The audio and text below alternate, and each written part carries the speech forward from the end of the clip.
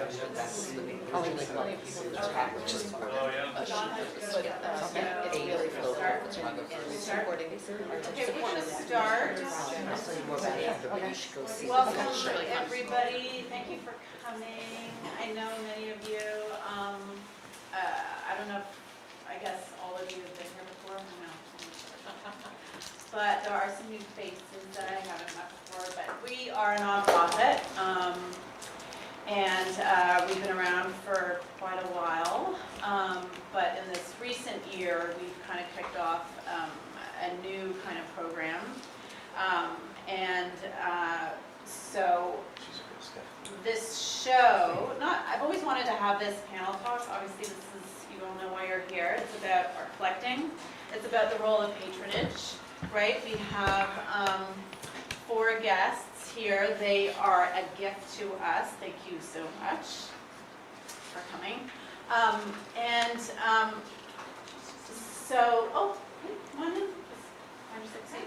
So I really wanted to flesh out more of the art industry, right? I know as an artist, we can get locked into our heads around all the players that are engaged in the art industry. And so we have the Arts Council, Amy Cunningham, we have art collectors, and we have a bunch of us in the audience as artists and also patrons. And of course, that list goes even more complex when we consider like all the players that are engaged in our own practices. So I want to just highlight that this idea of art collecting, I think it's a very creative act. I think it's a practice and a craft that I think all of you have been doing for a number of years. You have knowledge and experience we can all benefit to hear from, and to, even pause and think about our own collections that, how do we, collect? What are our philosophies, and what are we after when we're collecting art? So I think it's really good for artists to hear our patrons' perspectives, and also we'll have a chance as artists, to ask you all some questions too. So I've given you all questions, and I'm going to just share. What we'll do first is you're going to all introduce yourselves, and then I'll launch into some questions, and then after we'll do a question and answer. Does that sound good? Yeah. All right. So Edee Simon. Hello, thank you for coming. My name's Edee Simon. I live in Stowe. I'm officially new to Vermont as a full-time resident, but I have been coming to Vermont and spending time in Vermont for 27 years. I laughed the first time somebody called me a collector, but I guess I officially am now. And I'm happy to share my thoughts about what I've done. I've lived in different parts of the world, and happy to share what I've learned along the way. Yeah. Okay. So if you could, sorry, I thought Simon was there. If you could share your origin story, like how did you get into art collecting? Okay. Yeah. Fun. Super. I've always bought art, not on a big level, and not on, I would say, a particularly thoughtful level throughout my married life with my ex-husband.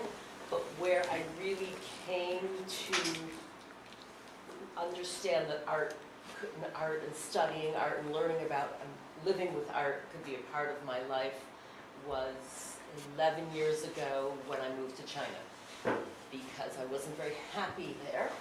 I was what was known as a trailing spouse, which I guess is an old-fashioned term for someone who's tagging along with someone who moves abroad for a job. And I wasn't very happy there, and I felt very disconnected. And I was seeking ways to become more connected as an expat with a language barrier. And I particularly like the expat trailing spouse world, a lot of shopping, a lot of multi-wine bottle lunches, and that wasn't for me. And I found my passion there, and I found my people through art. Wow. Again, within the English-speaking expat community, finding people who cared about art, studied art, read about art, went to galleries together, went to art fairs together, and that's where all started coming together for me, and both studying art, I'm talking about contemporary, I'm not talking about ancient Chinese art, doesn't interest me at all. Contemporary art. Started studying it, going to galleries, meeting artists, going to art fairs, and that's where my art collecting journey officially started. Wow. Mark Good evening. Wasco? I'm Mark Wasco, and I'm the president of the Northern New England Museum of Contemporary Art, which is a collecting institution that's built around the nucleus of a collection that I started 26 years ago and have been collecting ever since. I come from collecting naturally. My father was a collector of things that had absolutely no intrinsic or extrinsic value. He specialized in that. And my mother was a commercial artist as a young adult, as I like to say before I met her. I grew up with art because of that. She was very creative. She did murals on our walls in our apartment. I grew up in Brooklyn, in case you haven't guessed with my accent already. Because I came from a very poor family, we had to do things that were free. And fortunately, back then, museums were free for the most part, and galleries are still to this day free, some of them deservedly so. We went a lot to galleries and museums, and so the inoculation started back then. The vaccine took a while to permeate my system. It finally externalized itself when I came to Vermont. I had been in business and came here because of, I didn't come here for the reasons most people come to Vermont, because they ski, because it's beautiful, because they're politically progressive. It was because I was with a company that asked me to come here. And I wanted to give back to the community because I found out that I was living in a community. I'd never really lived in a small community before. I lived in big cities, and so this is kind of nice. And so I ended up joining a board in Montpelier called the Wood Art Gallery. And I had wanted to do art stuff, and that was a way for me to externalize that. And one thing led to another, and then the next big upheaval in my life was I got divorced in '97, and in 1998 I went on a blind date. And you'll pardon my French, the date sucked, but the art was fantastic. And ever since then I've been collecting. And I found that every year since then I purchased somewhere between 1,000 and 1,500 works of art. And the collection now has about 33,000 works of art in it, and a little under 20,000 items in the reference library, because we specialize in underknown artists, which I think is very important, and I can talk about that later. And so the reference library provides context for that, because no one's writing kitchen table books or coffee table books, which is actually a kind of book. I don't know what a kitchen table book is, but coffee table books about underknown artists. And so people are always wondering where this comes from and what it means and how it fits in with other things, and that's a way of dealing with that question. And so that's how I come to it, and happy that you're all here tonight. Thanks for coming, and thank you and your board for putting this together. I think it's very important. And by the way, I don't think of myself as a patron. I think the artists are the patrons, because I don't really collect art. I collect fossils. The art is the actual process that creates the fossil record that most people think of as art. And so without you, if you're artists in the audience, some of you are, we wouldn't have a reason to be here. So it's actually your doing, not ours. So thank you. That's a lovely way to think about it. Yeah. Wow, that's a hard act to follow. I'm next. Jeez. All right.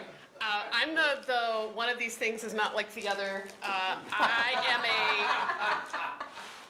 I'm a nonprofit bureaucrat. I'm the deputy director of the Vermont Arts Council. I've been there for 6 years. I've been in Vermont for 23 years. I came to the state, grew up in North Carolina.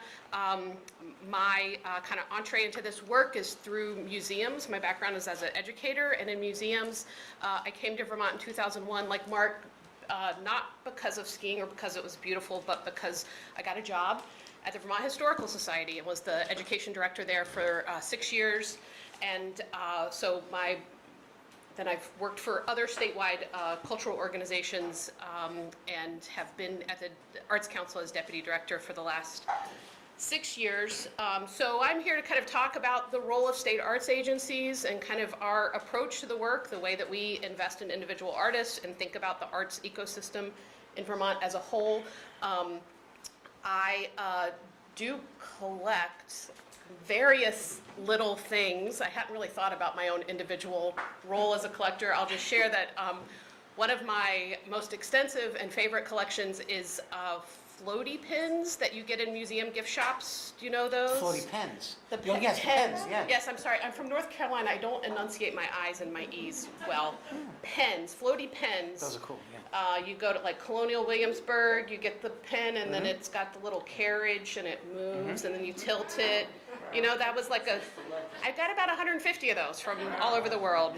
So that's not art, but one of the many things. It's an aesthetic object that I enjoy, yes.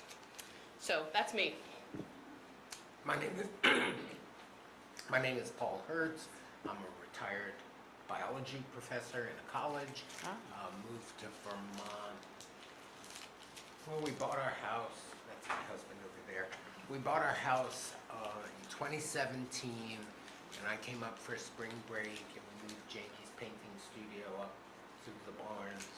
And I came up for spring break during COVID, and we sort of never left except to go ferry carloads of art and stuff up to Vermont. I've always collected things, all sorts of things. I also have a fossil collection, but as a biologist, it's fossilized animal species that are really beautiful. But that's not what I'm here to talk about. Speak up. I started collecting with contemporary ceramics because I have a dear friend who was a ceramist. And I started doing that when I got tenured and knew that I wouldn't have to suddenly pick up and move to look for another job in another city. And then I met Jamie in '86, and he started shifting the collecting towards paintings and prints and sculpture and stuff. And now we sort of buy almost any form of art. Though since we moved to Vermont, we've cut back because of the cost of renovating a house, and now we collect trees and printings and stuff. But occasionally buy a piece of art. And there's little rhyme or reason to the collecting. I mean, as we go on, I can talk about what I look for. Well, that was my first question, like, what's the vision behind your collecting? Right, and if you could illuminate, like, so because we have to imagine here what it is you do collect. So, Paul, you already started there. Okay, so Yeah. for me, I think the major first question I ask is, can I see the hand of the artist in the work? So, Yeah, you do have to speak up. I can't. sorry, I look to see if I can see the hand of the artist in the work. So for ceramics, it's sort of there in the throwing marks. If you're buying etchings, it's there in the lines that were made in the plate. Painters, you can see the hand of the artist. Because we collected on my professor's salary, we ended up buying a lot of people whose work subsequently became famous in their first or second or third show in New York. So it's not necessarily representative of their mature style, but it was something that we could afford. And when we were collecting art in New York, I don't think I ever bought anything without a payment plan. I mean, and that was a given. And there were certain galleries that we worked with, and I never even had to work out deals. You know, I would just say, well, how's $500 a month till it's done? And Right, then right. that was okay.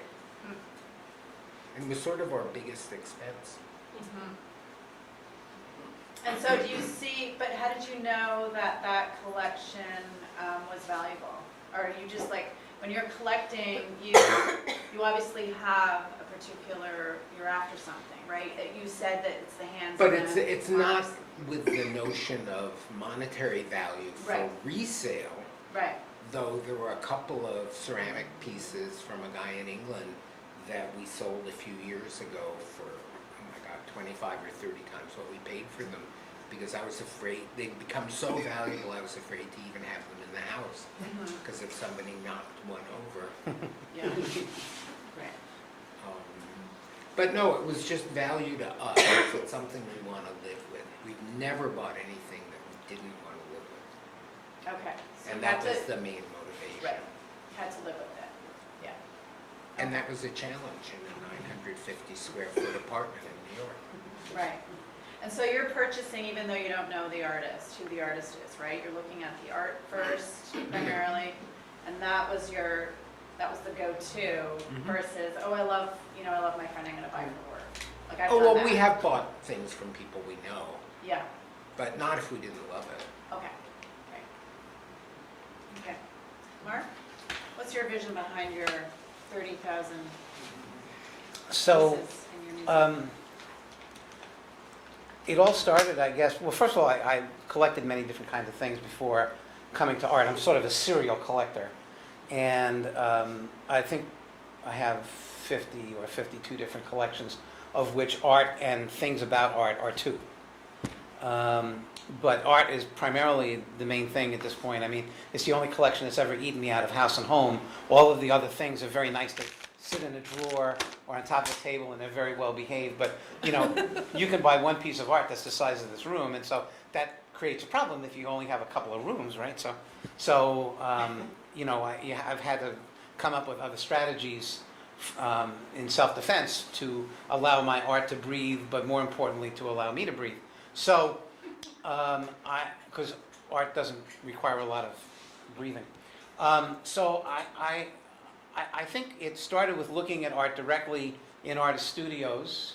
I mean, I started off looking at museums and galleries, as I said, when I was younger, but when I was actually at a point in my life where I could conceive of purchasing something, I think it started with going to artists just because of that event I went to, which, by the way, as a plug, is the Southland Art Hop, which is the largest visual art event in the state of Vermont. Happens every year, the weekend after Labor Day. It just happened last weekend, and it was fabulous. It's almost back to pre-pandemic levels, and if I sound excited about it, I was on the board of the presenting organization for 19 years, and I was the president of that organization for 7 years. So, go see it. I think it was just a great experience to be in the presence of original visual art. And when art grabs me, it's sort of like going to the ASPCA and you're looking at an animal and the animal catches your eye and says, "Take me home." And I know it's sort of silly that art shouldn't be speaking and I shouldn't be admitting that I'm hearing it, but truth is that art will speak to me and say, "Pay attention, you idiot. You need to take me home and get me away from this horrible place. I'm in a sterile white box and I want to come off of this wall and I want to come with you and I'd like you to do it now." And so that often happens, not all the time, and it depends upon the intensity of the experience, and it depends upon, and what I often do is I'll walk through, if I'm going to an art fair, for example, I'll walk through the art fair and then I don't do anything and then I go home. And if I have a dream about it or if I can't get it out of my mind, then I'll revisit it and save it and take it out of its misery by bringing it home. Or I might, in fact, not do anything at all for a few months and then call the dealer and find out if it's still around. It's a good strategy for a deal. And it's just, if it hasn't sold, they might be more amenable to a reasonable price. So anyway, that is sort of how it came to be. I do buy from galleries. I do buy from nonprofit arts organizations. I do buy from regional art centers. I do buy from the artist directly, and I do buy from commercial galleries. I'm very eclectic in my taste in terms of the kind of art, and I'm also eclectic in terms of the source of the art. Although once I find an artist's work that I really, really like, if they're at all accessible geographically, I will make every attempt to find them and talk with them and meet with them and maybe even befriend them, because I really like hanging out with creative people. They're so much more interesting than people I used to hang out with. And so I do like to spend most of my time with artists, and I guess I do. I think when I think about my life now, I probably spend about 70% of my time fooling around with the museum and the art collection, and the other 30% of my time is divided in half, and half of that time I sleep and eat, and the other half I actually do my job. So that's the way it seems to work. Okay, that's a nice division. Talking about what's in my collection and why, I think I would have to look at it phases, and I think there's kind of like, at least for me and other people, there's time periods and there's periods in your life, and for me it was somewhat informed by where I was.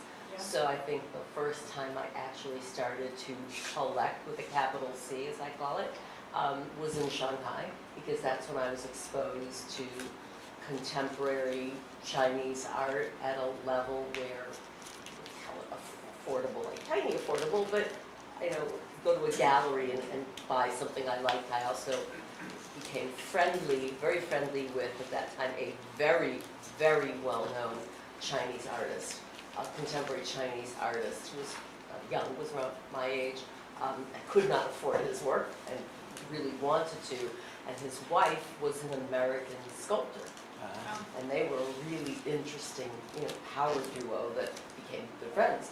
But I coveted his work and I really wanted that connection with owning a piece of art by someone who was a friend, and that was really powerful, but Right. he was at a level that I couldn't have. So that was the beginning.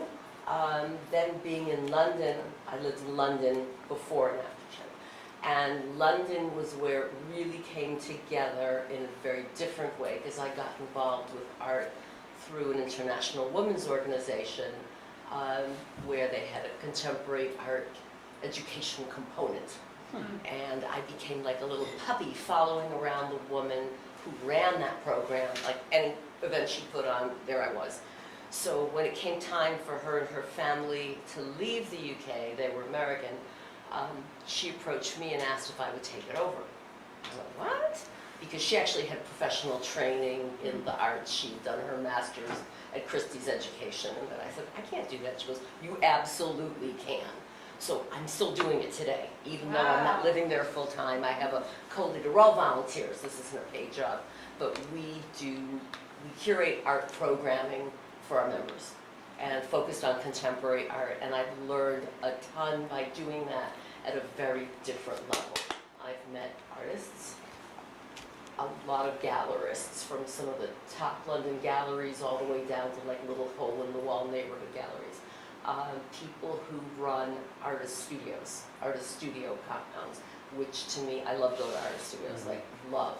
And I didn't understand how much I love that until I started doing it. And I think that's, even if you're going to buy from a gallery or from a nonprofit organization, I would agree that if you have the opportunity to see someone in their studio and learn more about their practice and their thinking, it's very special. It makes that, having that piece of art in your home much more special if you have that Context. whole context of, and really gotten acquainted with the artist. And I can't say that a lot of what I own and have purchased in the last number of years has come from artists that I know and have met. I wish I could say that, and I would like that going forward to be more of my collecting practice. Yeah, that's my next question. Like, thinking about your collection today, what's your mission now?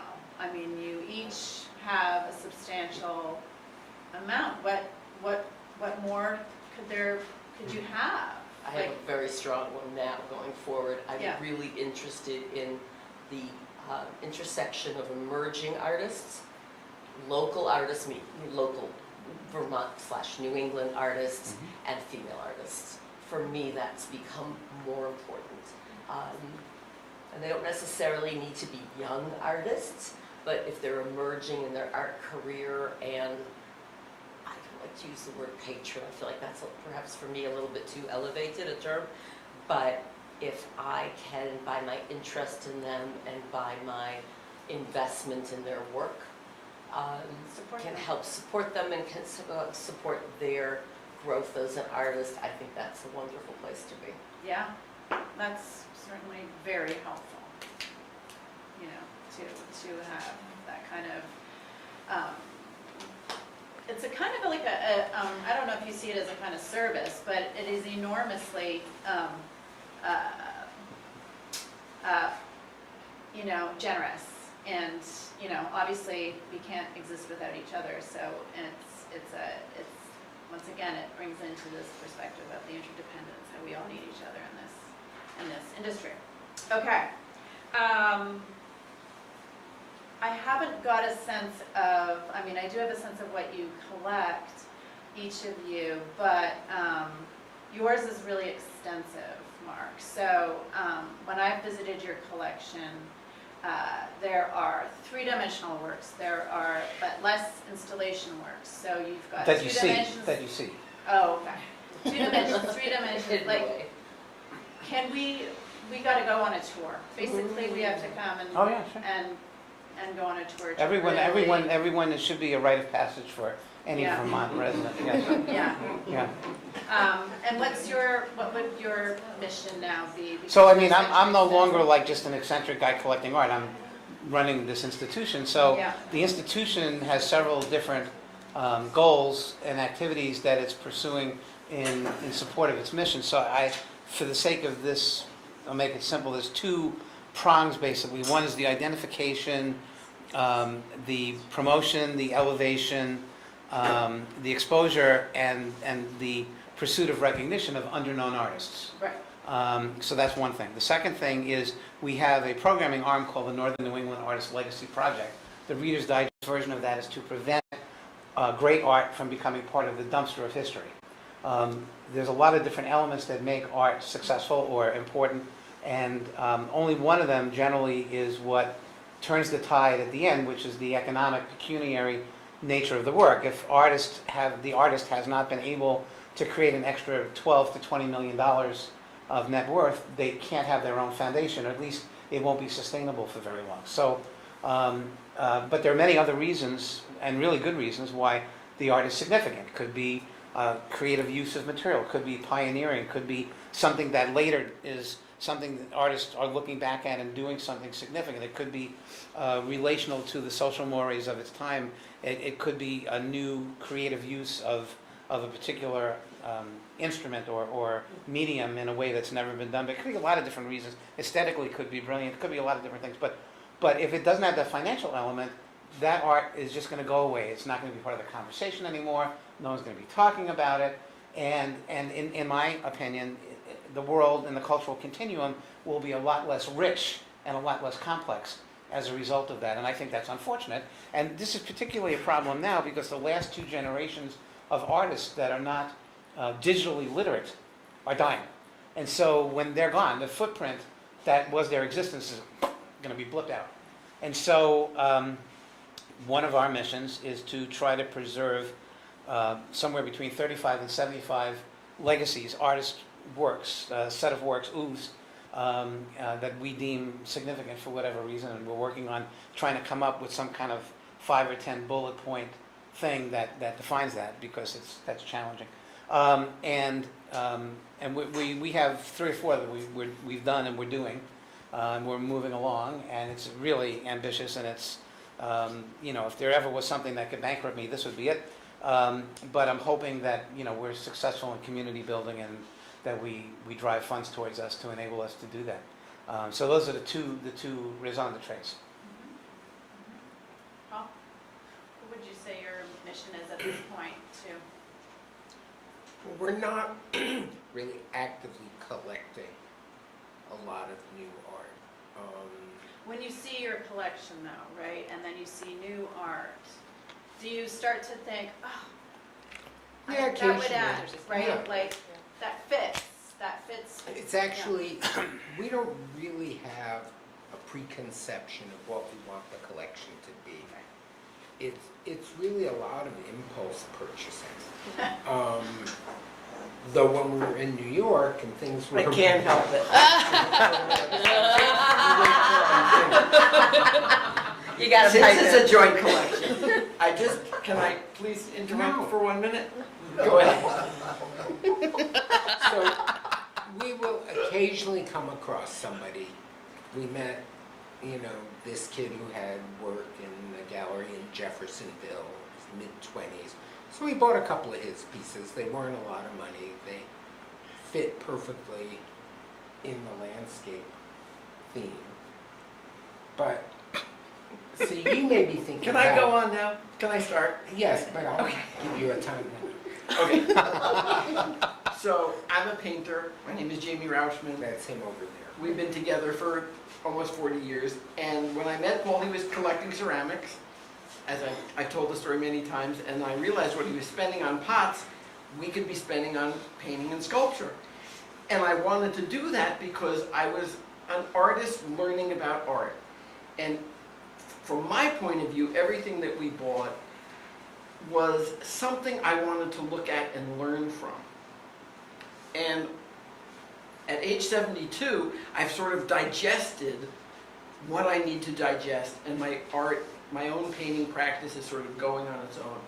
So one reason I've slowed down collecting is partially the finances of it now, and secondly, it's like we have so many things to look at that I'm still learning from that it's almost a complete collection. And a lot of things that are in storage in his studio. So even though we went from 950 square feet to, when you include everything in the barn, including his studio, probably over 5,000 square feet, we still have like 40 framed pieces of art that there's no place to hang. I mean, we could squeeze it all together. But I want to emphasize that everything we bought, there was a kernel of learning involved in that piece that I wanted to extract from it. And so, And so purchasing would allow you to live with it and yes, and yes. see a story and engage in dialogue. Yes, yes. But With of the course- with the technique, with the sensibility, with the subject matter, and it's amazing how, you know, long-running that kind of dialogue can be with a work of art. Yeah, So, when you live with I it. mean, yeah. but that is not my rationale when I'm selecting something. There are certain threads through our collection. So Right. there's a set of works that constitute the creepy art sub-collection.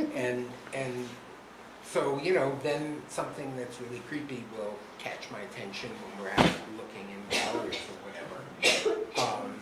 I have a whole side collecting interest, which is pre-Columbian stuff from the Caribbean. And I don't think you get any inspiration from that. Go ahead. No. No, Yeah. so, but I've spent a lot of time working in the Caribbean as a biologist, and so that speaks to me. Right, right. Can I just interject? I think this is interesting about the learning, because I think everyone that has worked long-term in their life, either directly or indirectly, is learning from it and absorbing. Yours is more direct because you have a way of directly applying that knowledge to your own practice, which would be different. I mean, you don't want me to paint, so, I mean, you know, it would be different in my case, but you're still learning, and I learn a lot from the works that are in my presence, Yeah. and continue to do that, and it is a long-term conversation, so. Yeah. And we learn a lot from people's reactions when they Oh, come yeah. over to the house, Oh, yeah, you yeah. know. Amazing reactions. And then there are some people who come over to the house and they don't even notice that there's any art on the wall. They don't get invited back. If I may underscore just that point about that long-term relationship with art and how that changes and the kind of depth, just from working in museums and working in galleries and having the joy of like coming in every day over the course of many, many months and engaging with an artifact or artwork, and just how that's been really transformative and And interesting how for it me. changes depending on what you've been through in the last couple of Exactly, days. you never step in the same river twice. One of my favorite pieces that we have in the house was my very first like real art purchase. I was 16 years old, spending the summer in Paris, and bought a lithograph by Picasso. And it's two bare-breasted women and a guy with a crown on his head. It's called The Old King. And Jamie yeah. pointed out how well one of those cushions would go in the room where that hangs. Yeah, And your teacher told you at the time, Oh, well, no, she was the woman who worked in the program, you know, it was for teenagers to take lessons in French language and culture. She said, oh, some people shouldn't come to Paris, they just waste their money. And it's like, Wow. Amy, Wow. and we can all discuss this point too. Can you talk briefly about the creative economy in Vermont? How are we doing as a state? Yeah. Are we growing? There's a couple of different ways to think about the size and scope of the creative economy in Vermont, and I'll just back up and say that we've been deeply engaged in creative economy research for about 7 or 8 years, and the notion of the creative economy, which is, you know, artists and arts organizations at the center, but it's also a much broader umbrella. So we're thinking about creative industries, we're thinking about film and media, we're including culture and heritage, we're including public libraries. That whole kind of arts and cultural broad lens is often kind of the filter we're using when we're looking at and defining the creative economy. So you asked me that question in advance, like, is it growing? I'm like, well, I can think about this in a couple different ways. One way we can look at it is there is the National Endowment for the Arts and the Bureau for Economic Analysis does a report every year, and they look at the cultural index, it's called ASCAP, and they look at kind of the GDP, basically, of the arts and cultural sector in each state every year. So our latest data is from 2022, which is $1.2 billion in contributions to the Vermont economy. That's a 10% increase from the year before, but it's hard to say how much of that is a pandemic rebound. That places the cultural sector in Vermont third, just behind retail and construction. So it's sizable, it's a force, and I think that's part of what our job is at the Arts Council, is that case making, and ensuring that the people, probably folks, nobody who's in this room, for whom the heart and the soul of why creative expression is so important, that may not resonate with them. But when you talk about the kind of economic impact it makes when hundreds of people come to a play in your rural town, and they shop and they stay in a hotel and they eat out, that actually speaks to folks who are making a lot of funding decisions, like in the State House and other policymakers. So that's a piece of our work, that advocacy work. In terms of other ways we might think about the health of the creative sector, we did a poll last year. There's this Vermonter poll that UVM Rural Studies does. It's a statistically representative statewide survey. We just got the results. 93% of respondents agreed or strongly agreed that opportunities to view and participate in arts and culture are an important part of thriving and healthy communities. 87% of respondents agreed or strongly agreed that arts and culture are an important part of education in Vermont. And 84% said that arts and culture are very important or somewhat important to the identity of the state. So that's another kind of useful snapshot of how things are going. There's a national organization out of SMU, Southern Methodist University, that they have the National Center for Arts Research. They have an Arts Vibrancy Index. We were 13th highest arts vibrancy of any state in the country, most high-ranking rural state. Highest ranking rural state. Thank you. Yeah, that works too. That works too. And Burlington was ninth in the nation for mid-sized cities. Windham County was number 4 in rural counties. So that's another lens to look at. But when I think about deficits in terms of losses in the creative sector, I think immediately about education.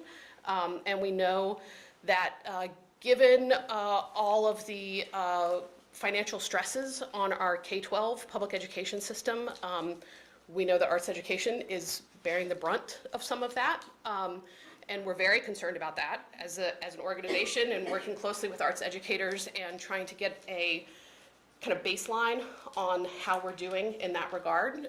That's a critical part of our arts ecosystem. And then higher ed, the losses, certainly the ripple effect of the losses of our higher ed campuses around this state has a huge impact on the cultural and creative vitality that we have here. I mean, I think it's almost incalculable how many people who are here who came to this state or are working in the arts who have some kind of higher ed connection, and as those many campuses have been lost just in the last 8 years. That's of deep concern. Yeah.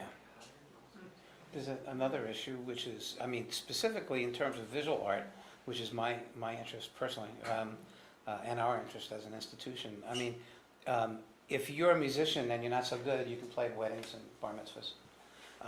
If you're a performing artist, you can do a skit, but there's nothing comparable for a visual artist.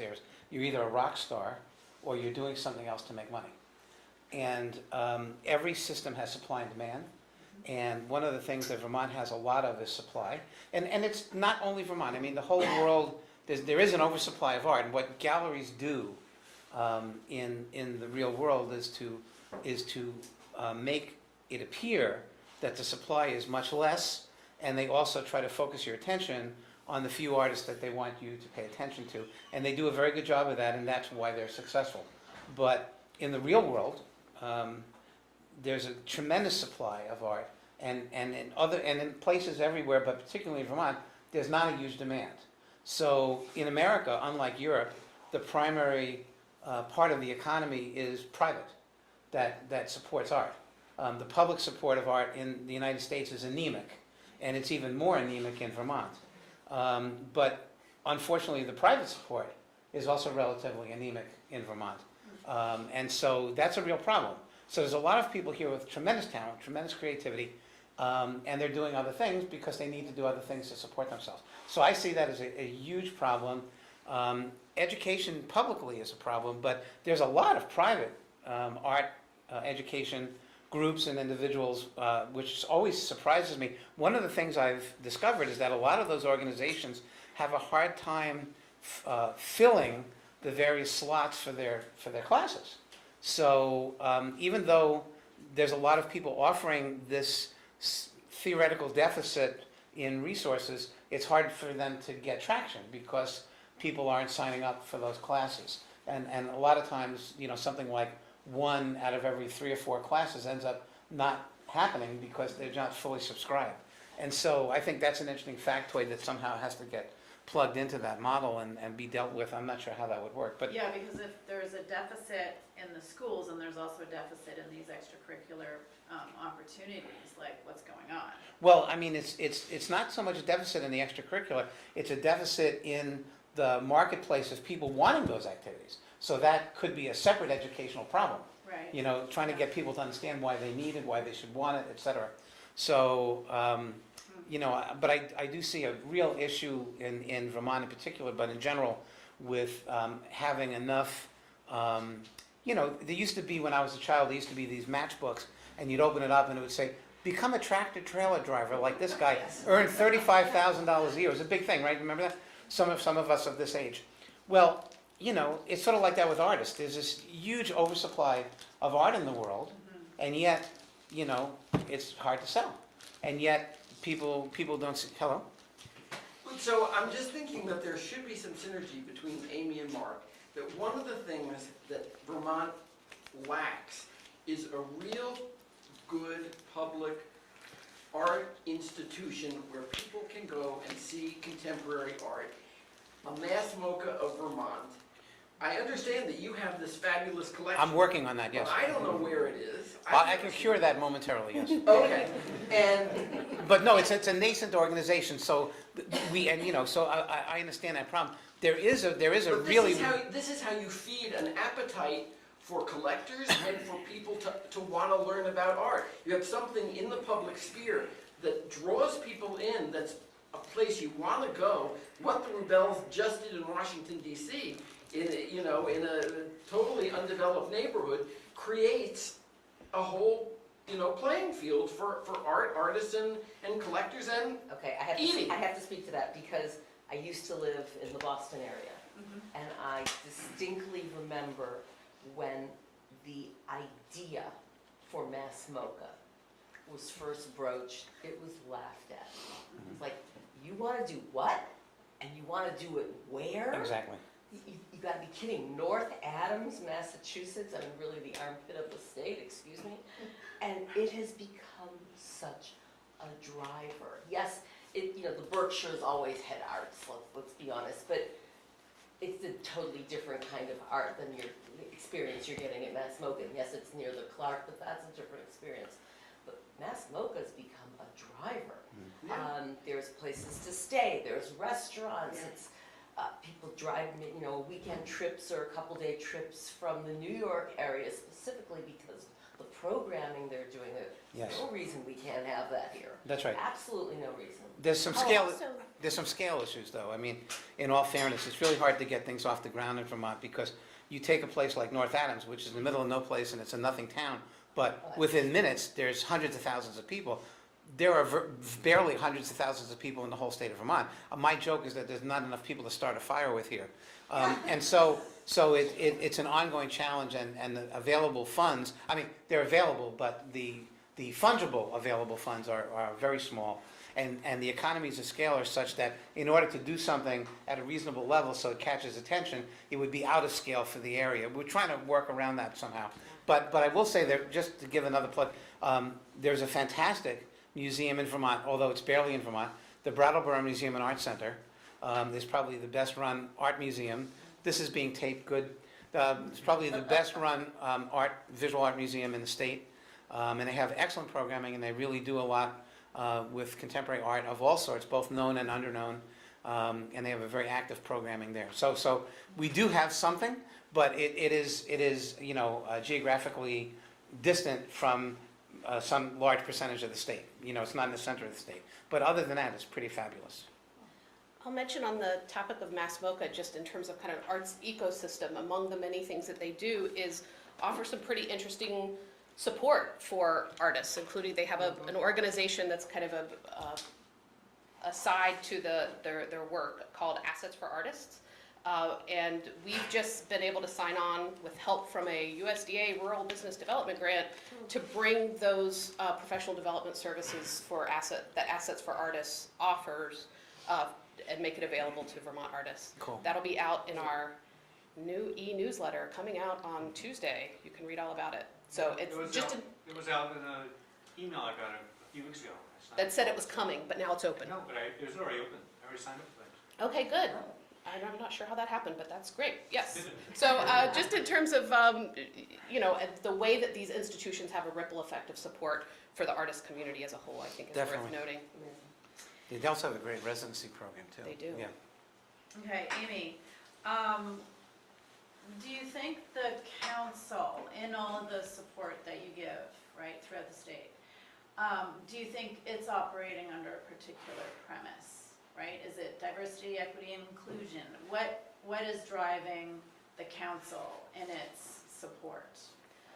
The Arts Council's mission is to advance and cultivate arts and creativity throughout Vermont. It's a very big and broad mission.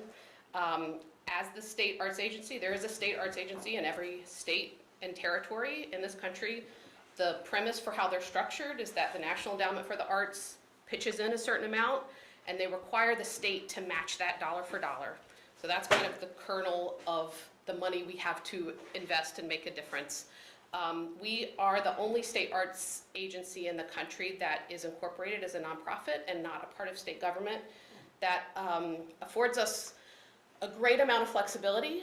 It allows us to more easily leverage private dollars to enhance what we can grant out. It allows us to do the advocacy work I was just talking about, including having a lobbyist that's actually in the State House lobbying for the cultural sector. That's not something that other state arts agencies can do because they're in state government. So we really appreciate and try to take advantage of that flexibility. So we have an obligation as a state arts agency to make investments in arts education. Our work is throughout for arts and creativity throughout Vermont. So that's arts education, that's community art projects, that's public art, that's supporting that ecosystem of arts organizations and cultural organizations, and that is supporting individual artists directly. There are many state arts agencies in this country that can't or won't support individual artists directly. We're able to do that, and we found that to be really important. I'll say all of our grants, in terms of kind of our point of view for how we're making investments, we are entirely discipline agnostic. Any of our grant programs is open at any given time for any different discipline. There are larger state arts agencies that it makes sense for the Mass Cultural Council to have like a dance department and that it doesn't make sense for us to do that. And we think that affords people more kind of flexibility and opportunities. Our approach to the grant making is to be as transparent as possible up front about what the criteria are, to eliminate as many barriers as possible to the application process. We've done that in a number of different ways over the years in order to encourage a broader diversity of artists and organizations and projects to apply, and to work hard to increase the amount of money that we have to grant out. And that's really kind of our approach and our filter. We employ, as most state arts agencies do, have external panels who are coming in to review using the criteria, the same criteria that the applicants see is the criteria that the panelists are using. And they have to make a whole lot of hard decisions. I've spent most of my career on the grant writing side of things, and I thought it would be super fun to give out grants. Giving out grants is mostly saying no to a lot of really great projects. So that's the hardest part of the work. Every single one of our grant programs, you won't be surprised to know, based on kind of the wealth of creative talent in this state, all of our grant programs are oversubscribed. And every single one of our grant programs, there are many wonderful projects that don't get funded. So just because I don't know much about the Arts Council, how do you bring in money in order to give out grants? So our primary funding is from the National Endowment for the Arts, and then the state matches that. And then because we're a nonprofit, we have been successful. We've been able to make the case to some private foundations that, hey, you really care about art. We already run these grant programs. Make an investment in those grant programs. You know, you don't have to deal with making those investments to the artists. We have this established program to do that. So it's a And you get individual gifts, gifts from individuals? We do, yes. Of the bulk, 80 to 85% of our funds in any given year are public funds, and we've been trying and have been successful in increasing that with private and individual donations over the years. I want to thank all of you for what you're doing for the arts. I've been an artist in Vermont for 49 years, and I was a single mom being a potter, talking about how to do it, put it together.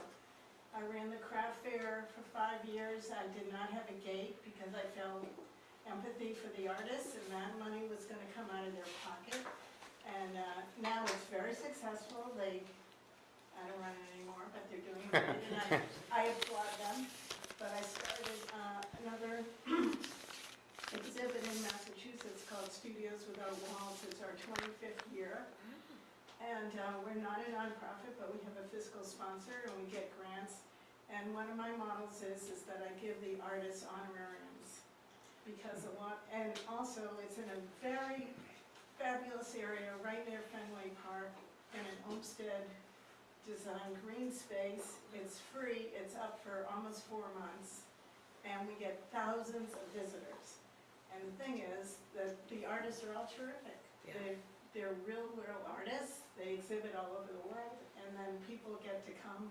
They don't have to plan it, they can just happen upon it. It's the most wonderful thing, and I think if you did something like that in Vermont, it would be super. That sounds amazing. So in Vermont, on a tiny, tiny scale, I started a group called, it's not a group, it's just an exhibit called Banners on Bridge Street. We paint upcycled material with discarded house paint, basically, and all these local artists contribute their time. And it's up, and you just go and you see it. It's right on our historic Bridge Street, and it adds a lot. So I believe in public art, accessible art, and that's how I support the artists myself, and it makes me so happy. I mean, I can't believe that I've gotten to do this for 25 years. And, we have the grants, we have private funders, but now we're trying to up the ante because I got to retire. Good luck. If I can mention, in terms of our grant structure, there's 2 primary grants for individual artists. So there's our creation grant program, and then there's the artist development grant program.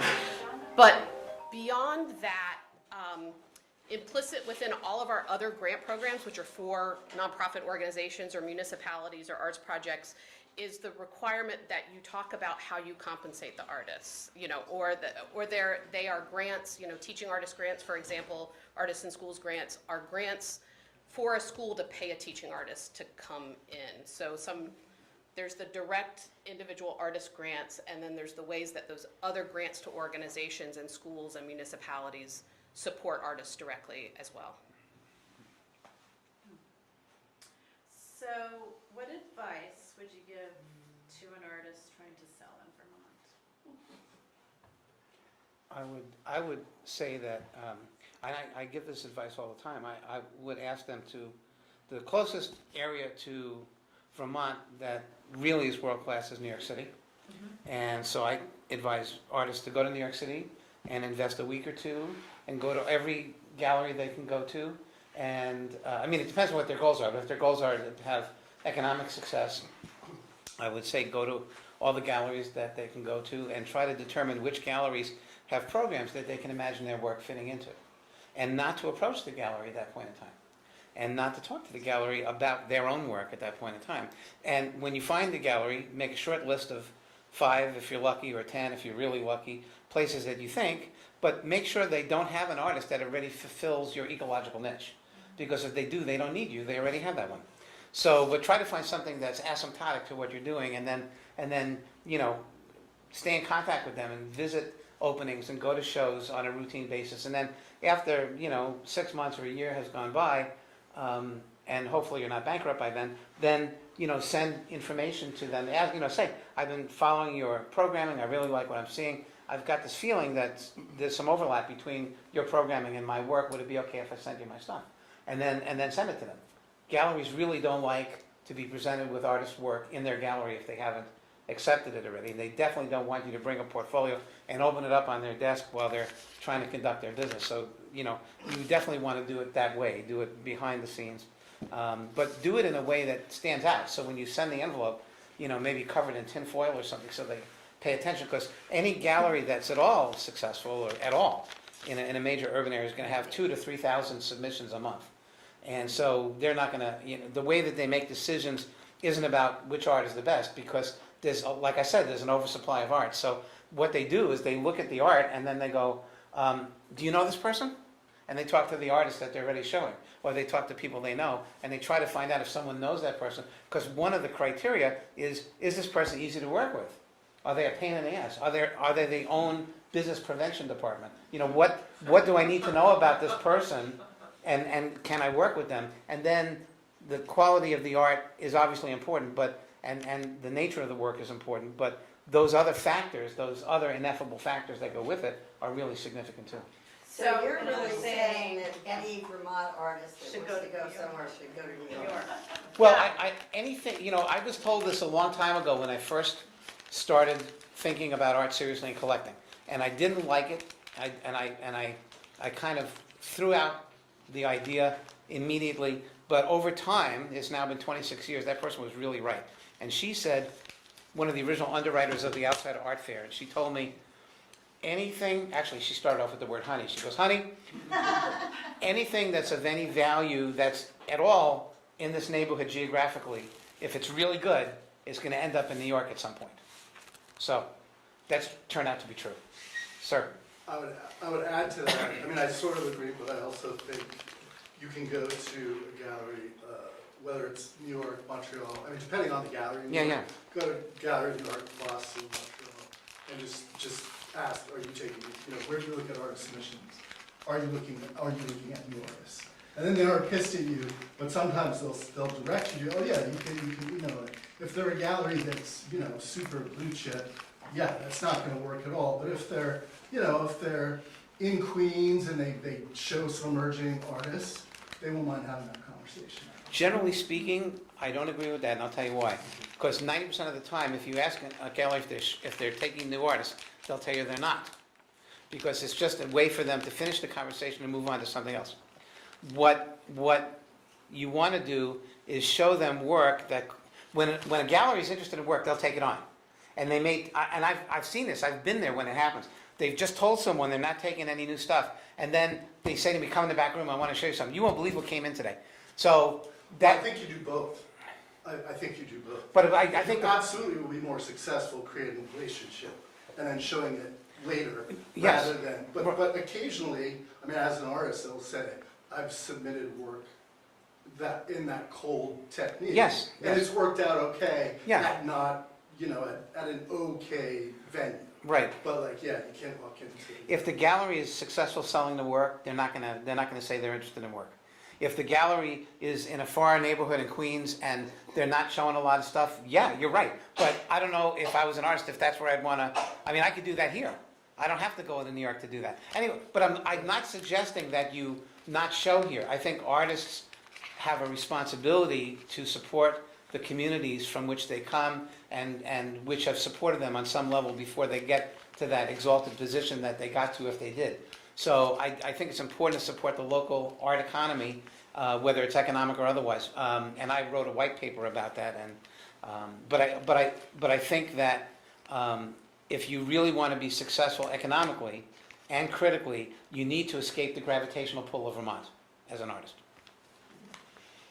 Okay, I don't disagree with you, but I'm much more familiar with the London art ecosystem than I am with New York. Right. So I can only speak about what I know. I think there's a much wider range available, and I think there's a level underneath or parallel to the gallerist that I think could be interesting for artists. And that's the area of the art consultant, the art advisor, and there's also a sub-ecosystem of advisors that advise artists rather than the budding collector or the person with a very large bank balance but terrified to walk into a gallery and terrified to buy art. And they need an advisor to help them spend their money. But that's not that. I'm talking about people who advise artists and who are actively seeking artists to help bring to the galleries, because for a lot of artists, they can't do it themselves, they won't do it themselves, they're terrified. And I'm not talking about walking into David's Warner, I'm talking about walking into any higher quality, higher end gallery in a major city. An artist could be fabulous, but they're not going to do it. Yeah. Then there's the reverse engineered way of doing this, which I'm really familiar about, which is the whole ecosystem of the art school shows, which is how a lot of galleries, again, I know London better than New York, which is how they find artists. And that gets to a whole topic, which is like, finding this young artist. They've never sold, they've never had a gallery show, they put them in a group show, then they elevate them to a solo show, they smack really high price tags on their art. Their art goes to auction, they're like the darling of the year, and then they move on to the next flavor. That's a whole other topic of conversation. Yeah. But for young artists, the idea is to get in front of people who either want to buy your art or people who want to help you sell your art and grow your career. And I would just say beyond the bigger, better known galleries, there's lots of other ways to do that. And does it have to be a big city? And is that, Maybe, but maybe not. I'm thinking of an artist that I follow. I actually started following her before I knew she was in Vermont. Totally true. And she has a solo show in Burlington right now. I went to see it during the art hop. And I had no idea what her price point was when I started following her. And I'm thinking she's making wall-mounted fabric sculpture. Oh, it's self-tishing, yeah. Yeah, Soapbox. so much. And she's making a career out of fabric, recycled fabric, wall-mounted art using recycled materials. And she has a story, and she's really present on social media. And I would say I was impressed by her price point, and she is selling at that price point here in Vermont. And I'm thinking, you go girl, this is very impressive. I was really, really happy for her. And I don't think New York is the only way to go. right, and is there a force of advisors here, that middleman? I actually middlewoman? don't know to the extent that They exists exist in London. here. I've got to think that it exists in the US, and we have smart, assertive people looking to make a living in arts in different ways. I'm sure there's some in Boston. I'm sure there's some in Oh, yeah. Boston, for Yeah. sure. There's some here, and in fact, the gallery that you referenced, without mentioning who it is, which I knew, that she actually is a hybrid. I mean, she's acts as an art consultant as well as a gallerist, and I would say that a lot of her success in her work has to do with her art consultancy. The way she relates to the clients, and she does sort of like interior decorating as well, and she does a number of different things. So she's acting sort of as a consultant in addition to, which a lot of galleries in urban areas don't have time to do. They're too busy just selling, pushing out the donuts, But and it's true, there are opportunities in Vermont, it's just that, in 5 or 6 blocks in New York, you can cover, a few hundred galleries, and there's more opportunity, and also, my standing idea is that if 1% of the people on West 23rd Street want to buy something, it's a whole number. And, the problem is, we probably have a higher rate of sales in Vermont than we do in New York. It's just that we're starting with a very low number, so, the denominator's bigger, but the numerator is like, or excuse me, the other way around. So I mean, it's just, we have so few people that it could take 10 years to get to 1% of being a whole number. Okay. Could I? Paul? Oh, Yeah. sorry, go ahead. Did you go? We've been talking about collectors and we've been talking about artists. I want to switch to appreciators. How do you, Go girl. sorry? Go girl. Yeah. How do you encourage people in each of your own ways, in the way that you can, educate appreciators, and especially young people who I think need more help in getting to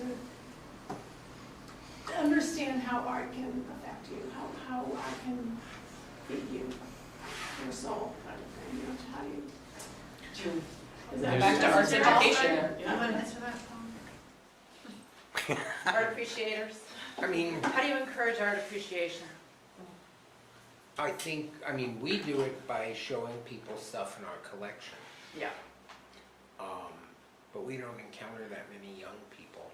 We don't even encounter that many old people. Yeah, so throwing parties, Yeah. showing off your collection.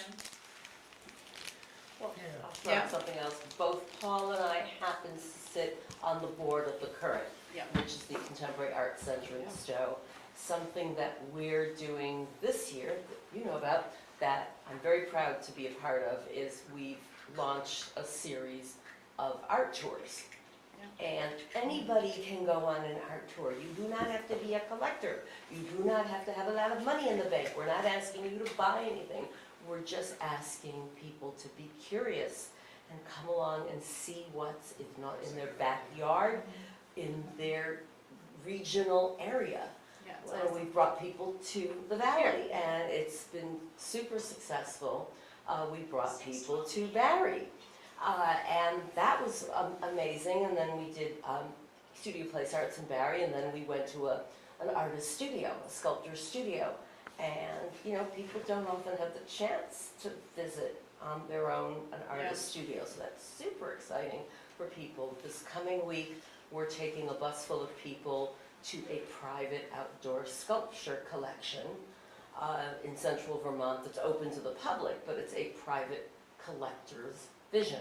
Right. And I think that's another way that you get, you put these things out there, and then you advertise them, you put them on social media, and you tell people, and you send emails to all your friends. You still got to get people to come. But partly it's just the people who like art showing other people that it's not, It's fun and accessible. that it's not You don't- intimidating. Yeah, right. I mean, what Betty Ann's doing and making it public is amazing because it's just there. You don't have to walk into a gallery. You don't have to get dressed up. You don't have to pay money to go to an event. You just go and look at art. And it's partly just putting it out there. You're competing with lots of other things that are vying for people's time and energy and eyeballs. But once you get it, you go, oh, this is kind of cool. I mean, the first time I took a group in London to an artist studio complex, and it was in a sketchy neighborhood. They would have never gone on their own. They would have gone with the security of a group. You had to take a train and get off a stop where people's never heard the name of the stop, and that was kind of scary for a lot of people. But once they went there, it's like, oh, this is so cool. And we even have those here in Vermont. I mean, Vermont Studio Center does residencies, and they do open studios, and they're free, and you walk around and talk to artists. I think it's just getting, if you appreciate art, invite people along who might not have done it yet. Yeah, that's a great idea. We give tours of the collection. We have 300 or 400 people that come through a year. And we don't even have a public building at this point. When we do, it'll just increase dramatically because we don't have hours, we don't have staffing for it, so it's all by appointment. But I do think the idea of children needing it more, young people needing it more than adults, I question that, because I think, I don't disagree that they need it, but there's a lot of enrichment programs that are designed for children in particular, and when I think about arts education, I think about children, but there isn't something like that for adults quite often. And so I often think that we put a lot of emphasis on arts education in the earlier developmental stages and then just forget about it. And then the people, I mean, there's 30 people here, and the other thousands of people are not here, you know, and so I do wonder about the adult end of the education piece too. Yeah. Wasn't thinking of children, I was thinking about adults. Yeah. When you give tours, you're talking about the art that Yes. you're looking at. Yes, well, you know, you've met me, I mean, Yes. yeah, we talk about I'll also lift up public art. Just, I think the growth of public art opportunities around the state has been really interesting to see, and I think there's been some, and Rob's been a big part of that in Montpelier. I think that becoming more widespread and appreciated by people who might not ever step foot in a gallery, despite how much we try, but who start to think about it and like it and wonder who the artist is when they see it on the side of the Shaw's building, or, you know, wherever they see it in their communities. I think there's a growing understanding from small town municipalities, town clerks, you know, who actually kind of think about this is public art as a means of community development and a means of community building. So I think that's a really positive step in terms of making people think about art and think about the where it sits in their lives and how they can interact with it. I also want to mention something very quickly, that public art's really important, and I totally agree with that. One of the challenges that public art has, if it's semi-permanent, is that it does become part of the landscape, and it's just ignored after a while. Not on purpose, because it's just something you see every day, and then you just cease to see it. And it has to be upkept. Yeah, right, there is that too. So SEBA, this organization I referenced earlier that puts on the Art Hub, I started a curatorial program within SEBA years ago, decades ago, and to this day they curate 10 or 12 different locations in and around the south end of Burlington and elsewhere. And so there's constantly changing curated shows in these various buildings that are not specifically art places. They're not galleries, they're not museums. And I like the idea of springing original contemporary art on people when they're not expecting it. Yes. Because that helps to cure the people of this notion that they need a special passcode or the key to the executive washroom or something to go to a gallery. You know, oh, that's not for me, that's for those other people, you know. And so this way you're going into the deli and there's this really cool painting in front of you and it's like, ha, gotcha. And those people will eventually transition to actually going into a bespoke art place. And I actually created a program a few years ago. It was a two-shot deal, but I gave a bunch of money to Frog Hollow and to SEBA and to SPA, and the idea was that they would create 10 $500 gift certificates each for people to allow them to purchase artwork. And the idea was to try to create artists, art collectors out of those people, because a lot of people think they can't do it. And you know, when you think about it, go to a concert, you have dinner out, babysitter, by the time you're done, you could have a pretty nice piece of artwork, and that won't leave your digestive system in 10 hours. It'll be with you for a long time, so. Priorities. Yeah, right.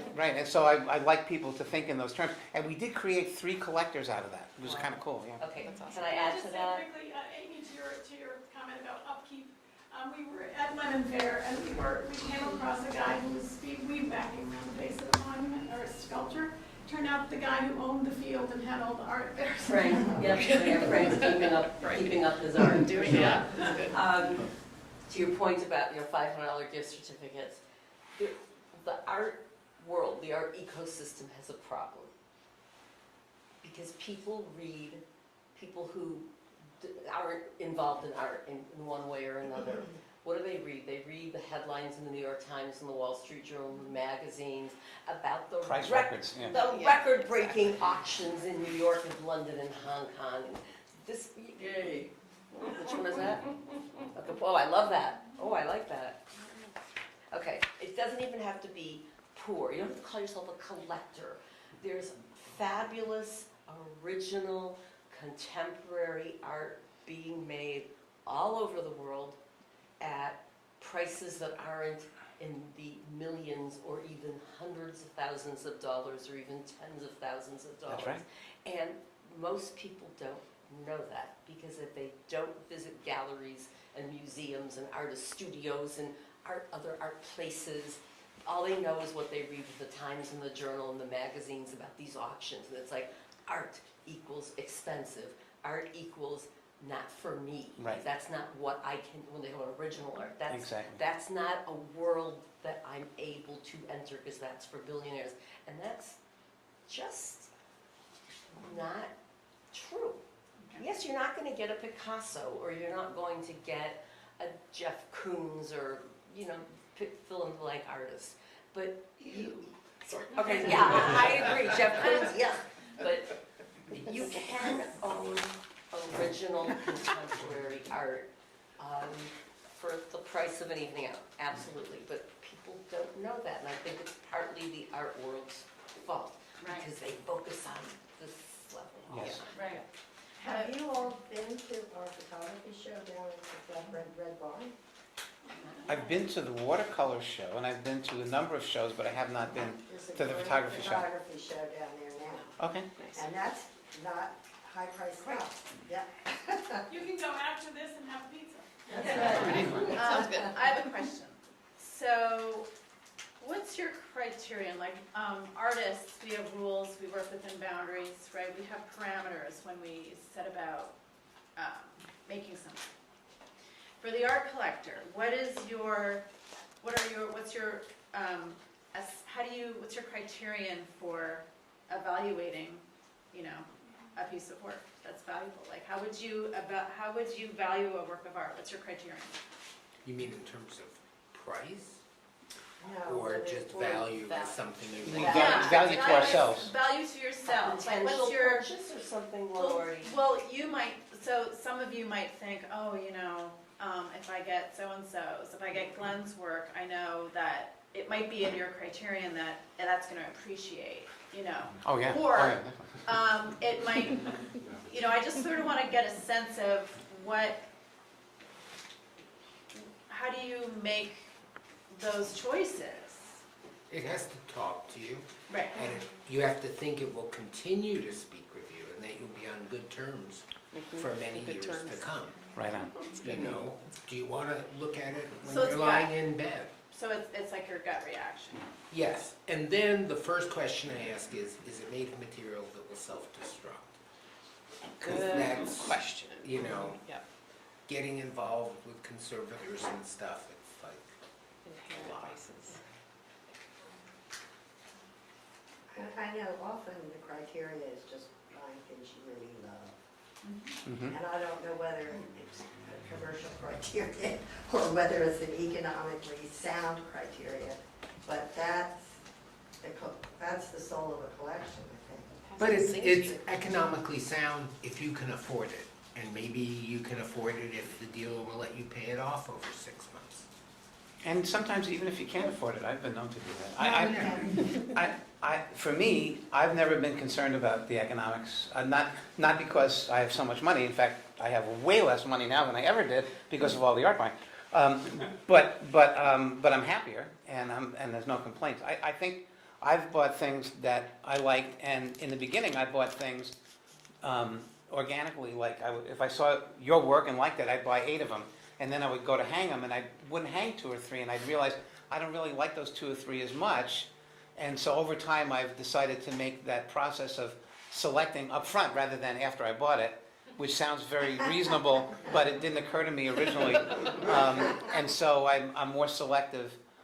But it never was about the economics. I could care less if the work ever appreciates because I'm never going to sell it. I've never sold anything that I've bought. I talked to an art handler who works for a very wealthy family in New York just last week. They have a foundation and they show their work once or twice a year, and they have a 5-story building that's just filled with their collection, which he has to rotate every year. And he says, oh, well, how often do you flip your work? And I go, never. He had never met a significant collector before that doesn't do that. Because in the world that he lives in, that's just part of the deal. To me, that's antithetical to my purposes. I'm trying to build a museum, so if I continue to get rid of my inventory, it just wouldn't be helpful. And it's not what I want to do. I'm not looking for art to be my economic engine.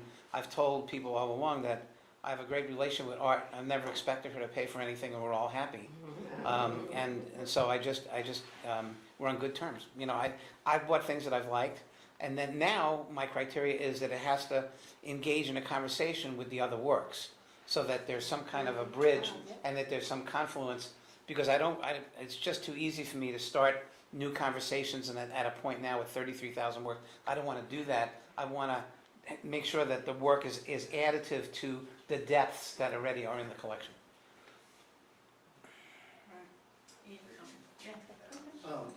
You mentioned, well, art education in the studio center. So I went to the past 2 visiting artist lectures there. And it was wild because it was I used to work there a long time ago on the maintenance crew. I went to Vermont Week there recently. But it was Haida Nasbach was an artist, and then Will Hutnick, both like really legit artists. And I was the only person there. They were like published lectures, like, hey, come to this lecture. And I was the only person there at both lectures that wasn't like at the studio center. Yes, that happens, yes. Yeah, and I was just like, wow, this is amazing. And I was talking to one of the people that worked there, and she's like, yeah, how can we advertise better, et cetera, et cetera.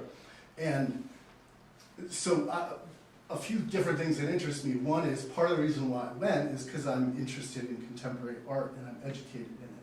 I have a weird thing about me that I also am kind of, I have a strong distaste for the idea that you should be educated to understand art. And for me, I feel like if the custodian the custodian in the museum or the art gallery is the best judge of the work. And so it's weird because I like contemporary art, but I think most of it sucks from that perspective. And my mom was a classical pianist, and she was very good, and she was like, most contemporary art, she's like, what happened to beauty? What happened to like this? What happened to that? So I guess my roundabout is like, one thing I don't want to do is educate Vermonters to like stuff they wouldn't like instinctively. And I just wonder, where does that come into play? Like, we're not a super bougie state, but we have a little bit of bouginess, you know?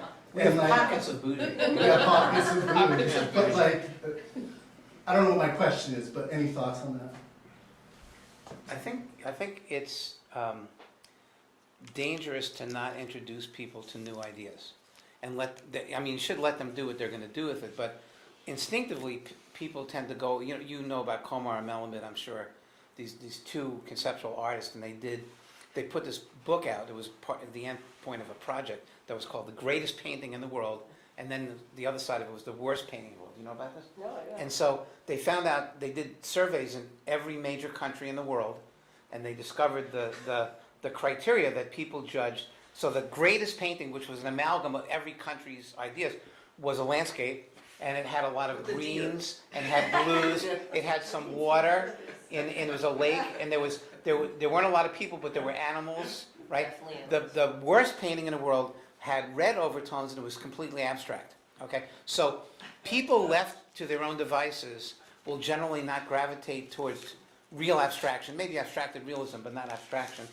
And that's sort of a learned taste. It's sort of like something like blue cheese or caviar. It doesn't mean you can't enjoy it. It just means you might not have done it on your own. So I'm not sure I understand what you're headed with that, but I think it's a good idea to lead people to water, but if they're not going to drink, it's cool with me. But I want to make sure that we get the water in front of them so that they can have a chance to experience it, and then let the chips fall where they will. But the exposure is the issue.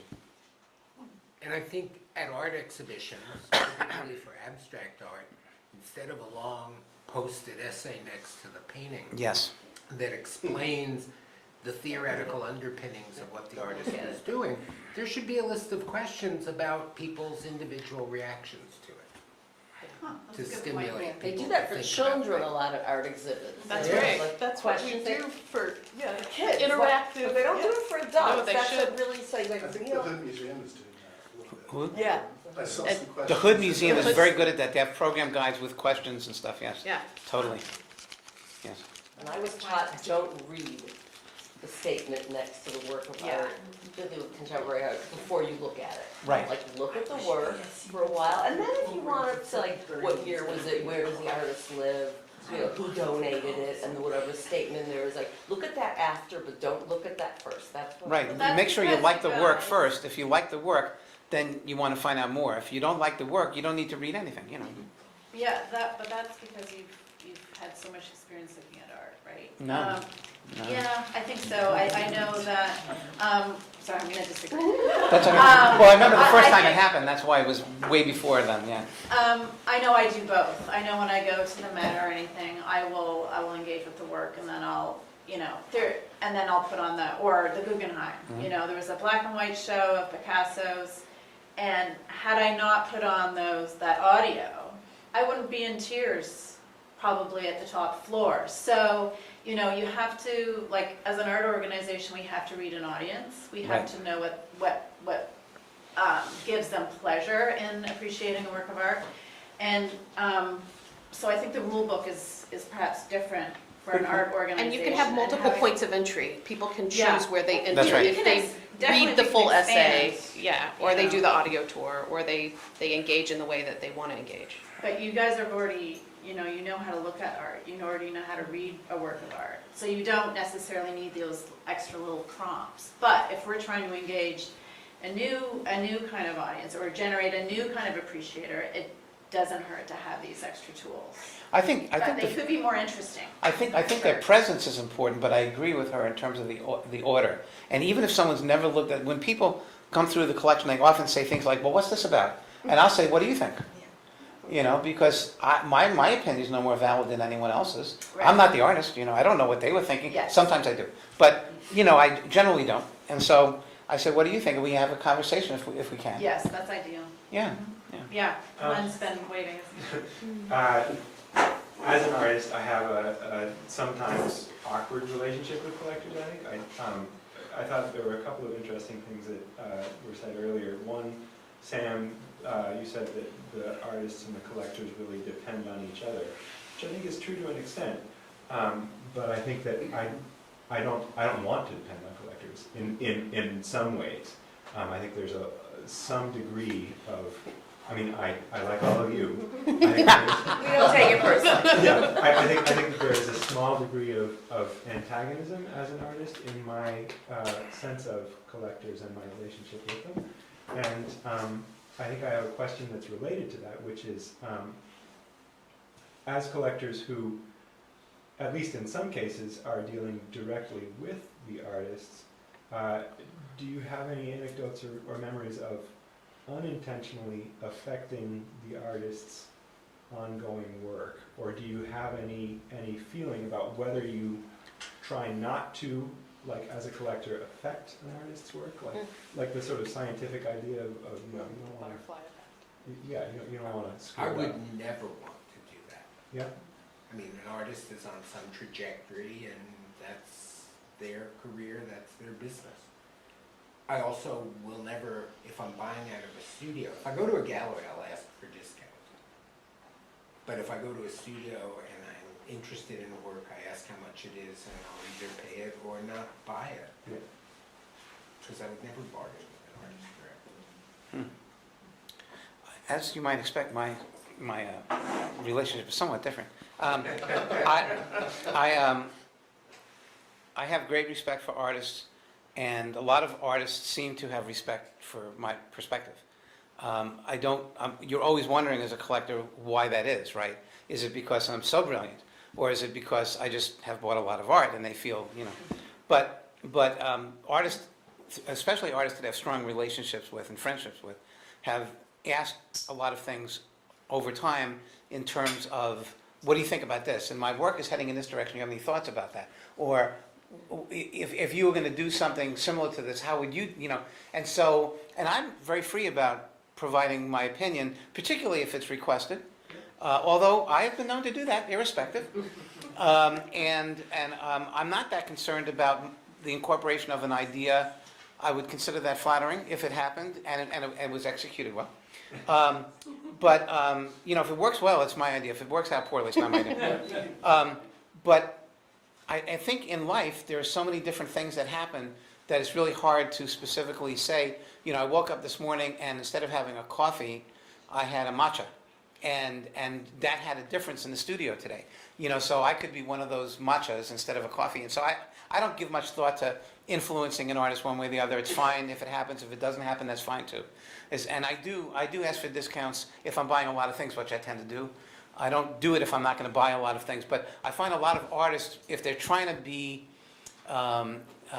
keeping with the principle that your work should have the same pricing, whether it's in a gallery or not, I think there's even more reasons to extract a discount from the artist because they're not having to pay the gallery. So I personally do ask for discounts from artists, and I have no problem with that. But I do try to make sure that that they're doing okay, you know, and it's not my fault. I'm not the reason that they're not doing okay.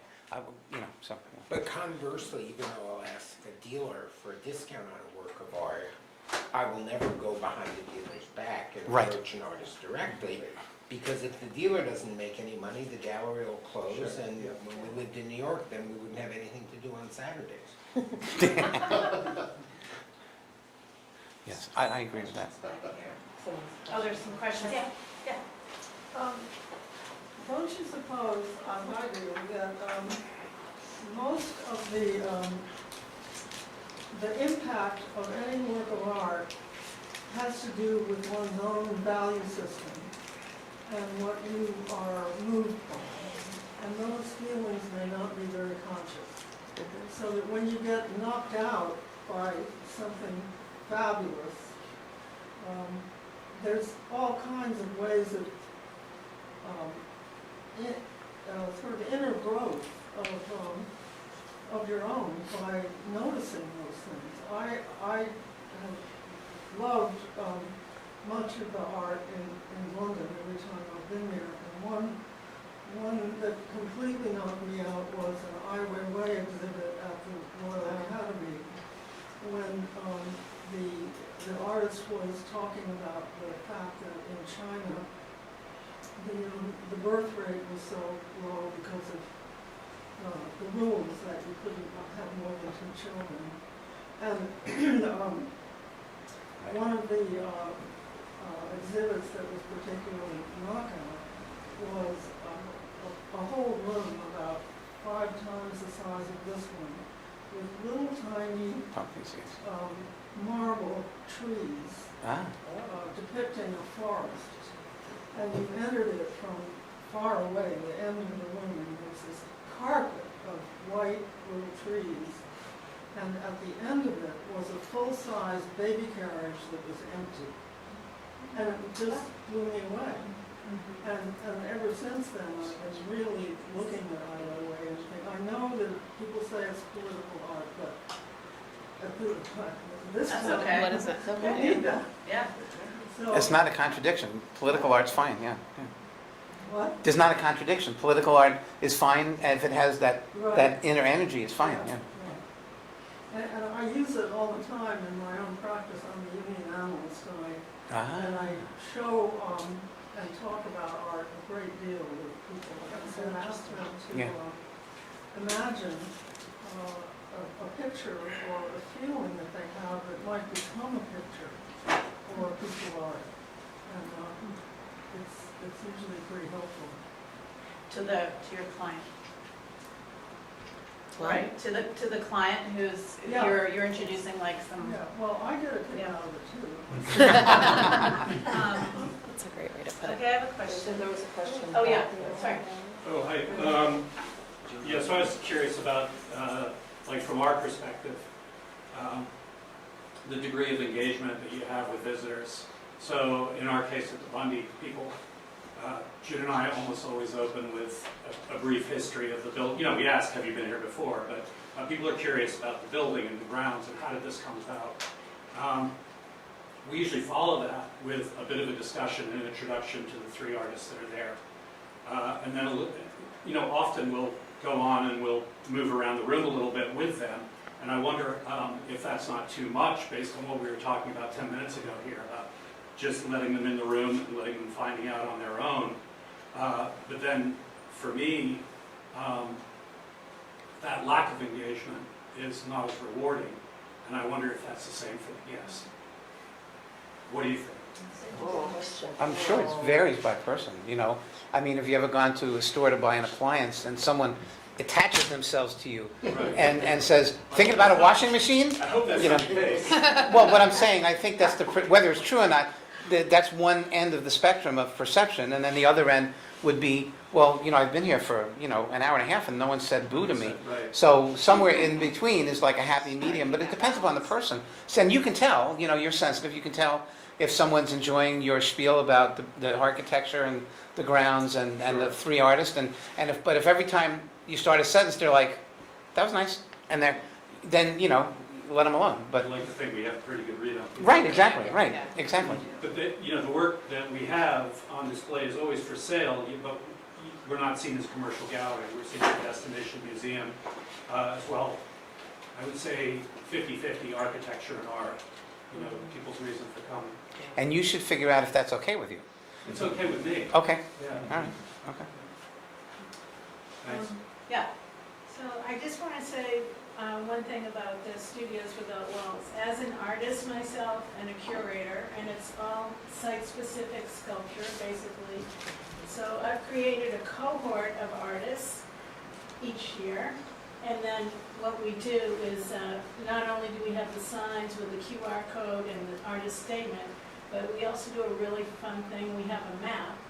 It's not a very long show. I mean, you can see it in an hour or less, or come back many times.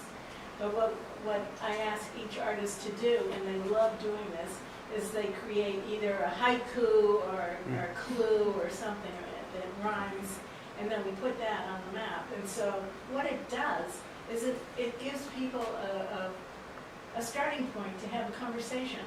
So instead of looking at things, oh, I like it, I don't like it, I don't get it, whatever, let's move on, they have something to talk about. There's a sense of and to discovery engage with. there, And yeah. it really is, it's exciting, and it introduces people to art appreciation in a totally different way.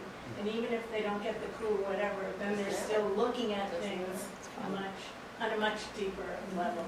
Cool. I have a question. So, when thinking about the popularity of an artist, right, if you look at your collections, and does it concern you that they have, like, value tends to be placed today on those who are popular, right? Like, how many likes did you get? How many, and so that conformity of opinion sways purchasing. And I'm sort of wondering whether, you know, does that exist in your purchasing? That you're so impressed by a certain artist because, you know, they look valuable, right? They look like they're going places. They have this, they're selling a lot, they're getting so many likes, you know, this, and so there's this, you know, one of the, do you all know Vivian Westwood, the late fashion designer? She said the worst thing we could do is have this, you know, art should be popular, you know, and there's other artists who think that artists should be on that edge, like they should have nothing to do with the commercial enterprising and, you know, as a collector, you know, seeing them as assets or seeing them as, and I know that might not exist here, but it's pretty important. So what gets purchased, right? We end up purchasing those that are popular, and so then we don't really like hone in on our collecting, like in our inquiries as collectors on those artists that are just a little bit more hidden. Yeah. For myself personally, I wouldn't agree with that. First of all, in a practical sense, I don't purchase at the price level where that's really a criteria. If I buy something, like for example, there's a Vermont artist whose work I'm really interested in, and I would probably buy a painting of hers at some point. Really, I like her work, I'm interested in her work and her career trajectory. If it's popular, I don't know, and I don't care. And from my point of view as a collector on the more budget end of the spectrum, relative to the people who buy it, Zorner and Gagosian and the Christie's auction, if it becomes more popular, then I might not be able to afford it. So there's that flip side of it. So for me, as someone who wants to buy art to live with, if it gets too popular and these Vermont artists then move to New York, or their work leaves the Vermont ecosystem and goes to the New York ecosystem, I won't be able to get it anymore. So that's not to say I don't want the artist to be successful. Yeah. But I personally don't worry about what's popular. Well, they're often entwined, right? Popularity and success. Often, but not always. I don't think I would know if the artist was popular. I'm not on social media at all, and I have no interest in it. And so I wouldn't know. I mean, if the artist is there and they're very engaging and have a great personality, more power to them, but that probably wouldn't influence my purchase, at least initially. But I do find there's a correlation between, it's very rare that I really love someone's art and I really hate them. Very unusual. That's interesting because, art is sort of an externalization of one's personality. So there's often a lot of consonance between the work and the person in terms of my perception of them that may or may not be true in general. Every now and then there's like this mismatch, but, out of 3,000 or 4,000 artists that I've worked with directly, there's probably, 4 or 5, maybe 3 to 5 that I can point that to. Most of them, there's a direct, like, oh, that work is really fantastic. Oh, you are too, And so, but I didn't know that to start with, and I didn't really care. I saw the work and I wanted to buy it, and then I found out about them, I will say that. Come and have some analysis with me? Sorry? You want to come and have That's some what analysis is. No one's ever invited me to do that. Usually it's lunch. I'll have to think about that. I pay to listen to that session.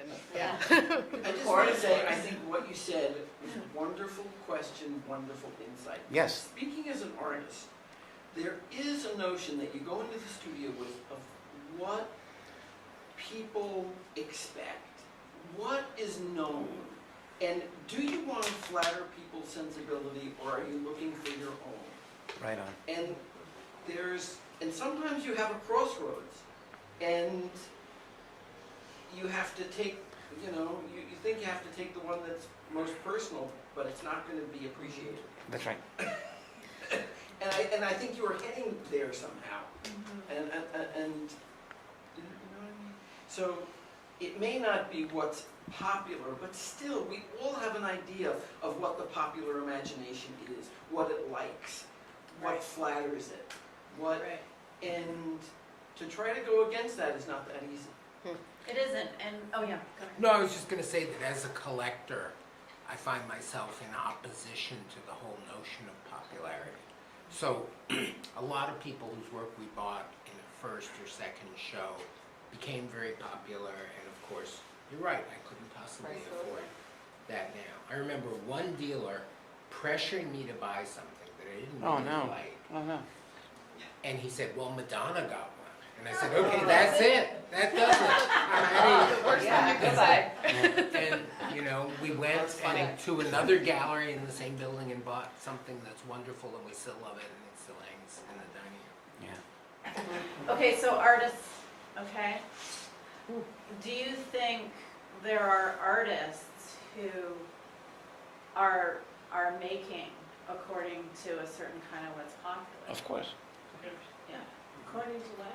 To what's popular, what's gonna, Well, And and so- so if it's I what, think that's really dangerous. okay, but there's two kinds of popular. There's popular in terms of what the zeitgeist in general is going toward, but also popular is a practical sense as well. If an artist makes a diverse body of work, or a somewhat diverse Yeah. body of work, and they see that either the gallery or the collector, they seem to be gravitating to these works, but nobody's really looking interested in those works. Well, they've got to put food on the table. They've got to pay the rent. So human nature, they're going to move to what's selling. I hope not. Well, I I think sometimes it's- the artists fall into this trap of like, Yes.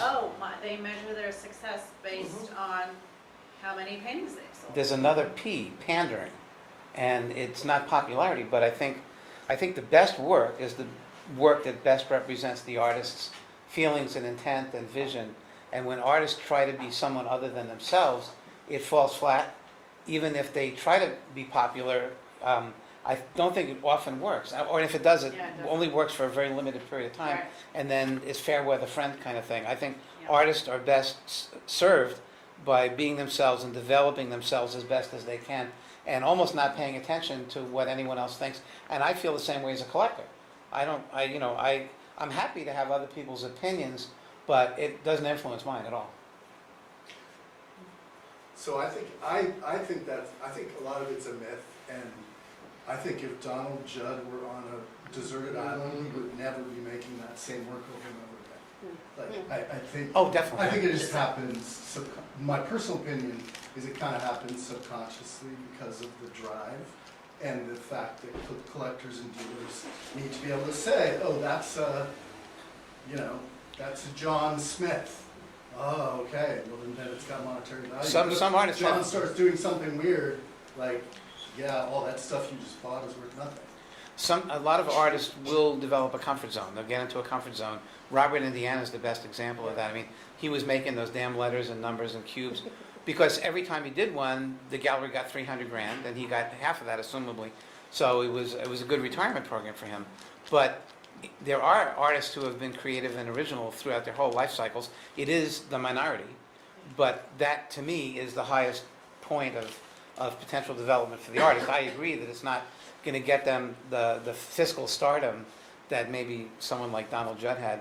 And I don't know Donald Judd. I never met him, so I don't know what his thoughts were. But I do know about Robert Indiana, and I know there's a lot of artists that do that, and I think that's unfortunate. And that's part of the commoditization of art, which I'm very against anyway. But it's like fighting gravity. It's there, you know. Yeah. Yep. Good. Amy, do you want to say anything? You mentioned social media. I'll just say from the lower middle class side of art purchasing, I think like the brightest light for me in social media is following artists on Instagram. Absolutely. And seeing inside their studios, including many studio place arts folks I follow, and that has I've in my limited art collecting, I have purchased many things through. Hey, I'm clearing out the basement. Here are some things for sale, and that's been a very approachable, easy way for me to buy prints and Yep. small paintings from Absolutely. artists that I really admire around the state. So I think that's the only good part of social media, following artists on Instagram. Could I just add that as a gallerist, that's our way of accepting submissions. Basically, people call and say, and I just say, follow me, I'll follow you back. And then we get to learn about their work if we want to show it. Just seeing, the It's little great glimpses of their platform. life, and here's what's happening in the studio, here's what this messy table looks like, here's what this, here's the pile of collage papers, that makes me feel connected and. And depending on what understand. they post, you might discover that you do or don't want to work with them, even if you like. Right, they them. could be massive jerks, Maybe you'll they're find out. Right. I think artists should post prices on Instagram. Oh, I don't know. No, I don't I've never know. seen- I don't. I've never seen artists No. who post prices, ever. Yeah. I've never seen that. You get Katya No. Katz. I've just seen little links to the website. We'll talk about art sales Yes. and the art detective. You can put Clark POR. Derby's does, he sells his work right now. Yeah. Yes. I've That's the got- prices there. he used to do that auction on the Yeah, he the still side of does. the road, Yeah, he still does auctions. The farm Yeah. stand, the farm the stand. farm stand. He set one of those up at Art Hub, yeah. Yeah. Yeah. I don't really know, but I've heard big galleries frown on Instagram. Oh, yeah? a bit. Of course they do. Yeah. Yeah, of course they do. Sure. Right, because Yeah. competition. Yeah. The galleries are, I mean, when they do what they're supposed to do, which is like anything else in this life is a minority, but when galleries do what they're supposed to do, they really invest time, energy, and money in the artist, and they're trying to build a market for the artist. And then when the artist sort of either takes advantage of that or is just doing something that is not necessarily in concert with the gallery, but nonetheless is parallel, it sort of innervates. I mean, if you have a choice of buying it here directly at this price point or buying it through the gallery at this price point, a lot of people, unlike yourself, would go behind, and they wouldn't necessarily even know they were going behind the gallery's back. And so, of course, galleries frown on that. Although today the marketplace and the code of ethics is somewhat different. People are curating shows and putting their own work in shows that never used to happen. People are working through galleries that don't have exclusive representation. That never happened. Things are different. They're evolving as they always do. I rarely heard the words code of ethics and art market. Yeah, right. I didn't know there was one. Yeah, yes, understood formalities. Right. Yes. An art collector once told me, he said, Sam, you gotta get your work in front of fairs, the most people as possible, and see what kind of feedback you get. Then you'll know whether you've got something going on. And I did. Do you know what's going on? No, but I know that how by what's going on in terms of how people respond to your work. Right. And whether there's engagement there. And I think that was really useful. That was a really useful tip to me. Because it's very easy for us to be sucked in our worlds, right?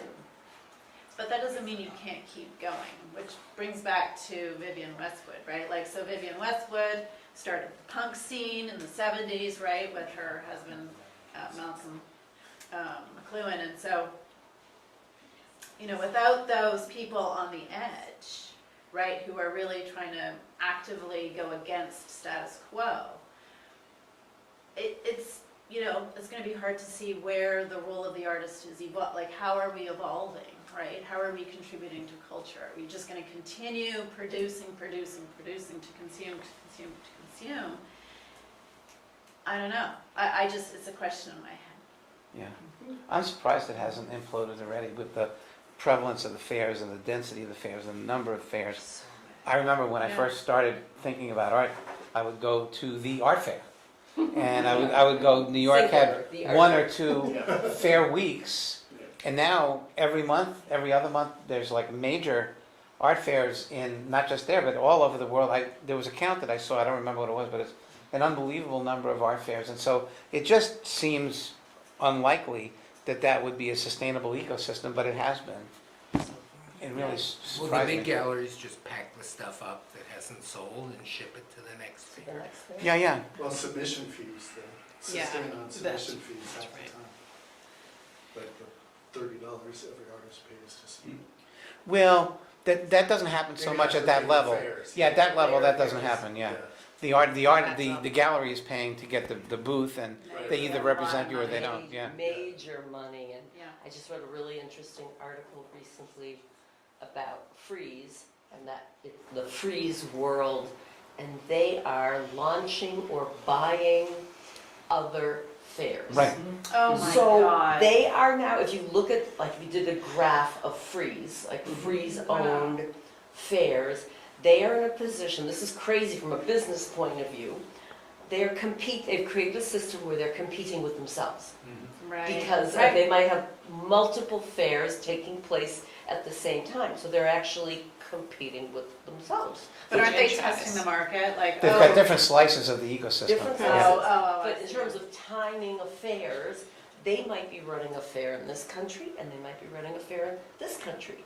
And certain galleries can show them both, and certain galleries don't have the That's right. wherewithal, the staff to show them both. But the fact that they've created a business model where they're But they don't with care themselves. about the selling the art, they just care about the fees that the exhibitors are Absolutely, paying. they just So care. if they have enough galleries to pay Fine, those fees, fine. then it's, And they will sell at that Yeah. level. Enough will sell that they'll want to come back, and there's so many trying to get in that can't get in, that they have a waiting list. There's a I mean, whole it's pecking really order of interesting fairs. business. Yeah. It's kind of There's a whole crazy. pecking order of fairs from these artist-centric fairs where, when you visit, you're not seeing anything interesting or very few. And then there's curator-centric fairs that are kind of interesting, a few of those. Most of them are gallery-centric fairs, which is the primary vehicle, and there's so many. and they're gallery-centric fairs that are curated very well. The Independent Fair in New York. Mhm. I don't know if you've ever. Oh, yeah, sure. Very carefully curated galleries, which has a lot of interesting stuff usually. Right. Wonderful. Thanks so much. Thank you.